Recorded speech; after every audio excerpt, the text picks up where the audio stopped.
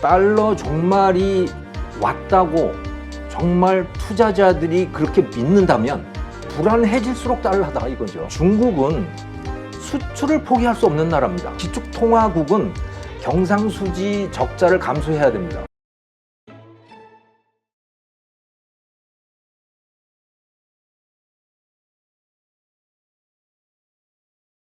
달러 종말론 요즘에 굉장히 심각하더라고요. 우리나라 그 유튜브 방송들 또 신문 기사들도 굉장히 많이 나오고 그러는데 결론부터 말씀을 드리면요.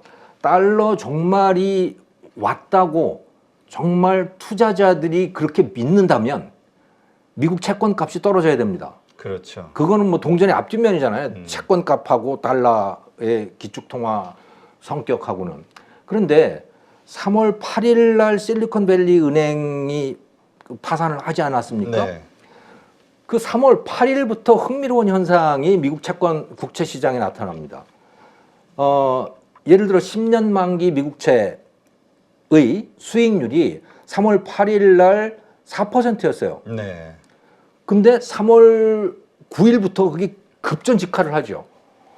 그래서 3.2%까지 떨어졌다가 그게 최근에 오늘 보니까 3.4%인가 네, 뭐 그 정도. 거기서 왔다 갔다 하더라고요. 이건 뭘 얘기를 하느냐? 채권값이 올랐다는 거죠. 채권값이 오른 거죠. 그러니까 수익률이 떨어진다는 거는 채권 매입 가격이 오른다는 것을 뜻하는 것이고. 네.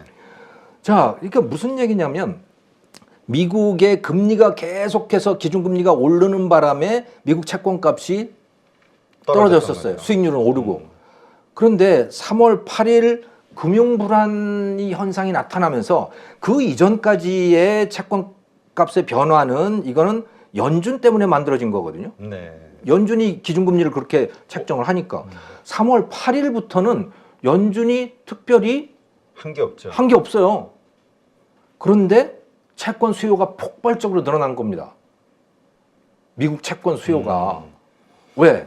불안하니까. 그게 사실은 1950년대부터 그랬어요. 1950년대부터 계속해서 달러 붕괴론이 나왔거든요. 그래서 실제로 달러가 붕괴를 하죠. 1971년에 닉슨이 금태환 중지를 일방적으로 선언을 하면서 달러 가치가 폭락을 하잖아요. 네. 뭐 아주 대표적으로 우리가 이해할 수 있는 수치가 바로 금값인데, 금값이 1971년까지 1온스당 35달러였거든요. 네. 그게 지금 2000달러잖아요.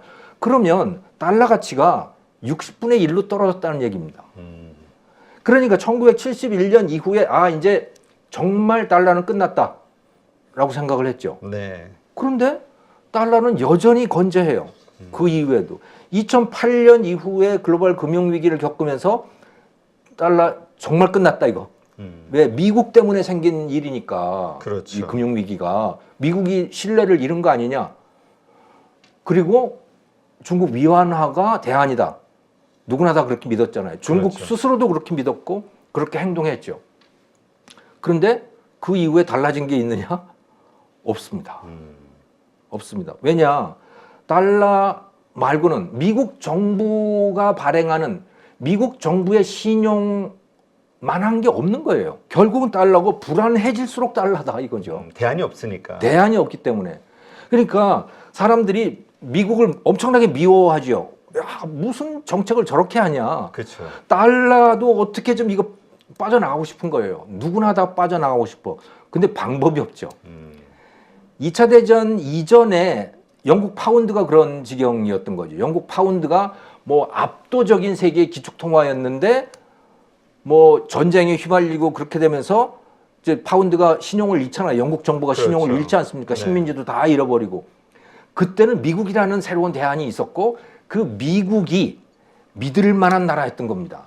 미국의 금융 시스템이 매우 자유롭고 투명하고 또 금융이 매우 발달해서 이 유동성도 매우 좋고 그런 시장이 영국 파운드의 대안으로 등장을 한 거죠. 그래서 아주 쉽게 미국 달러가 영국 파운드를 대체했던 겁니다. 네. 예, 니네들이 만드는 물건은 괜찮은데 너희들의 정책을 못 믿겠어 하는 거예요. 그렇죠. 언제 바뀔지 모르고. 예, 그 너희들이 그 중국 인민은행이 결정하는 거 그 속에서 무슨 일이 벌어지는지를 나는 모르겠어. 투명성도. 누구도 그걸 알 수가 없다는 거죠. 근데 미국 연준은 뭐 하는지 다 알잖아요. 그렇죠. 예측도 할 수 있는 거고. 중국은 그게 전혀 안 되죠. 네. 그렇죠. 거기다가 중국이라는 나라는 결국 이제 그 달러 이외에 다른 통화가 등장을 한다면 그건 중국 위안화일 수밖에 없는데 중국은 수출을 포기할 수 없는 나라입니다. 네. 기축통화가 되면 대표님 잘 아시지만 기축통화국은 경상수지 적자를 감수해야 됩니다. 그렇죠. 미국이 수십 년 동안 경상수지 적자국이잖아요. 그걸 극복할 수 없어요.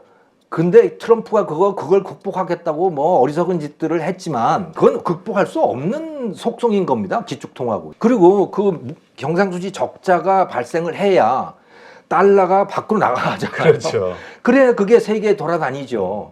근데 중국은 그렇게 할 수 없는 나라입니다. 중국은 수출을 계속 늘려야 되는 나라고 이 경상수지 적자가 막대함에도 불구하고 버틸려면 그 경제가 버틸려면 무역이 필요 없는 산업 구조를 만들어야 되는 거예요. 네. 그러니까 제조 물건들은 사들이지만 서비스업이 막강해서 뭐 그 정도 적자가 나더라도 괜찮아 정도가 돼야 되는 거죠.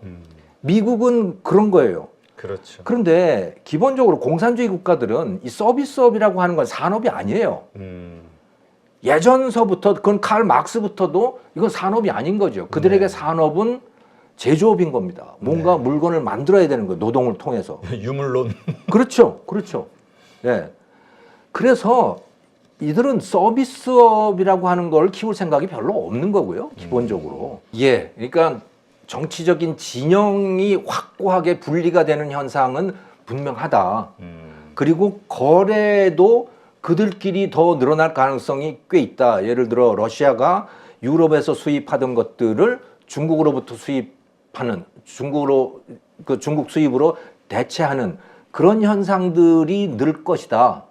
그거는 뭐 거의 확실한 것 같아요. 거기에서 위안화가 쓰일지 모른다.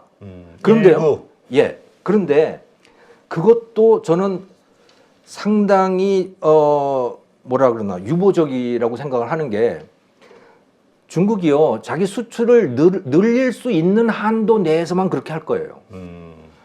중국 위안화가 너무 세져서 수출 가격을 높여야만 되는 상황이 된다면 저는 언제라도 다시 되돌릴 거라고 생각을 합니다. 네. 중국은 수출 가격을 낮춰야만 되는 나라이거든요. 네, 네. 그렇죠.